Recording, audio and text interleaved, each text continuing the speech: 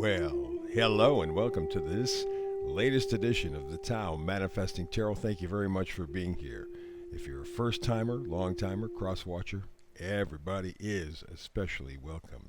Open door. Now, for the first timers, let me run down what makes this tarot reading different than every other tarot reading. First of all, it's archetypal. I do 8 to 10 cards from 4 different decks. It gives me maximum coverage in the smallest number of cards. And the reason I want the smallest number of cards, first of all, this is the Tao. It's simple, it's basic, it's empowering for you. Alrighty? So I want a good, clear message. And because of that, I focus on manifesting energy around you right now. You can tap in, tap out, your choice. You have the power. This reading is about you. Also, I have something called the Hyper Shuffle. It kind of starts the whole procedure. And finally, I try to get the read in about a 10-minute window because you have a life. You have things to do. So, 10-minute window every day with a Manifesting Tarot reading, you can fit in very, very easily. And that's the whole point, to make it easy, accessible, understandable, and powerful for you. This is where it begins. I said just a moment ago, the Hyper Shuffle. Let's begin.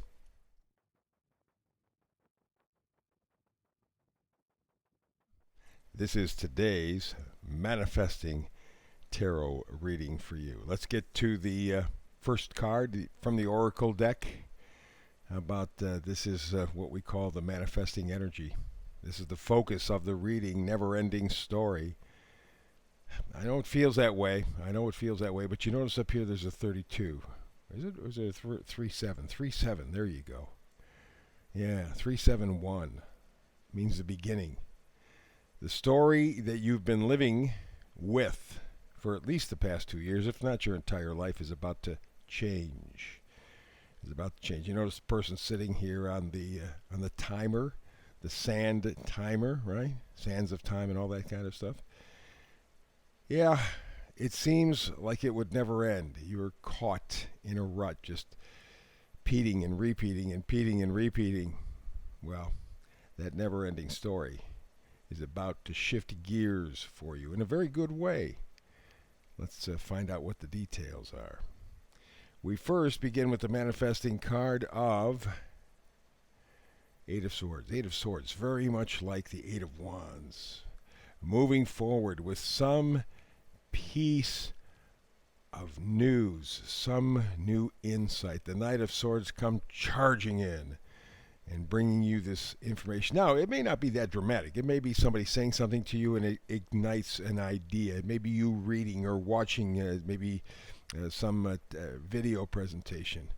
Or just maybe inspiration that hits you as you're taking a walk. Something.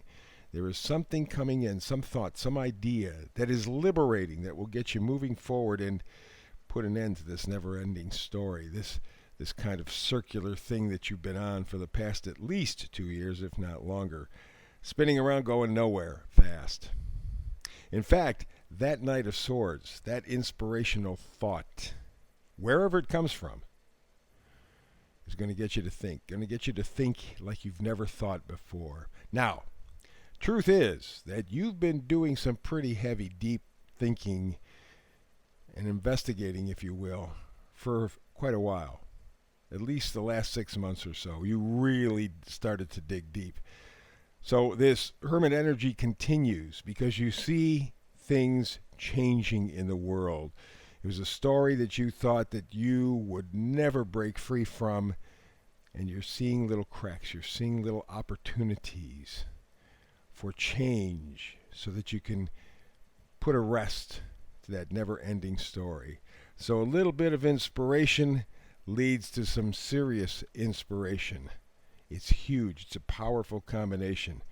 And that never-ending story is about to change. But you have a decision. Therein lies the conundrum, so to speak. The Lovers, or the Two of Cups, is the Lovers, right? And it may be something that comes into your life, or somebody who comes into your life that you love, that you have a connection with. And that may indeed be true. But the real power of the Two of Cups is that it was originally called the choice. between something or someone that you know and something or someone that is new. Both are very attractive to you. Which way do you go? What do you take? Well, that's the big deal, and that's really kind of what spurs these other two, gets them to catch. There is something new in perception or reality that takes place, because boy, you've had enough of this bickering stuff. Five of Wands is just a lot of noise, a lot of just rigmarole is the word I'm looking for, I think. Just a lot of action and no accomplishment. And looking around your world and the world in general, that's what we have. A lot of noise. Man, noise from every direction. But in the end, it really doesn't mean anything. There's no value to it, and it doesn't make your life or improve your life at all. So let's go to the first magnifier card. Here you go. Eight of Swords. Very, very tricky little energy to deal with, because, in fact, what you're talking about is restriction. You really have felt powerless. You felt trapped. That's how you felt. But with this little piece of information from these two sources, all of a sudden, you see that never-ending story can indeed come to an end. But this is what you've been battling. All this stuff around you. No place to go. Said, I can't get out. I'm a prisoner. No, you're a prisoner of your own thought pattern, of believing what you've been told as opposed to believing what you know. And sometimes what you know is strictly intuitive, so it's a little bit tricky. But the point of the matter is, we have the other magnifier card. It is the High Priestess. And the High Priestess is, as you know, a very, very powerful card. It talks about intuition, talks about higher power, talks about wisdom, the subconscious mind. That's where your power lies. And that's why these two cards are so critical in this reading. Because you start with an inspiration, wherever that comes from, and then you go like the hermit deep. I mean deep. And that's what liberates you. That's what frees you. That's what brings an end to that never-ending story that you've been living. But you have to tap into the High Priestess energy. This intuition that the High Priestess has is so important. It's your subconscious mind. You have the answer already. You are free of the never-ending story. But again, we go to the vice versa cards, and facing forward, we got the Lovers again. Lovers again. Yeah, indeed. No question about it. That's that decision. You have to make a choice. And that's the thing that is just a little bit difficult, because with the choice, you don't have all the information. That's why you have to be the High Priestess. You have to intuit. You have to feel. Be like the hermit. Be like the High Priestess. Dig deep into you, because you already have the information. And until you dig deep, accessing those intuitive powers that every human being has, you're going to be stuck. You're going to be stuck. Indecision land. It's, how do I get out? How do I get out? Look, this is tough. This is tough. How do I do this? Well, very easily. You know what you want to go. Here's the Ten of Cups vice versa card in reverse. So you have not yet materialized the end to this never-ending dilemma, this never-ending story. But you know where you want to go. You want to go to the Ten of Cups, the land of happy, happy. You can do this. Does this mean you're going to have a perfect life? No, it doesn't mean that.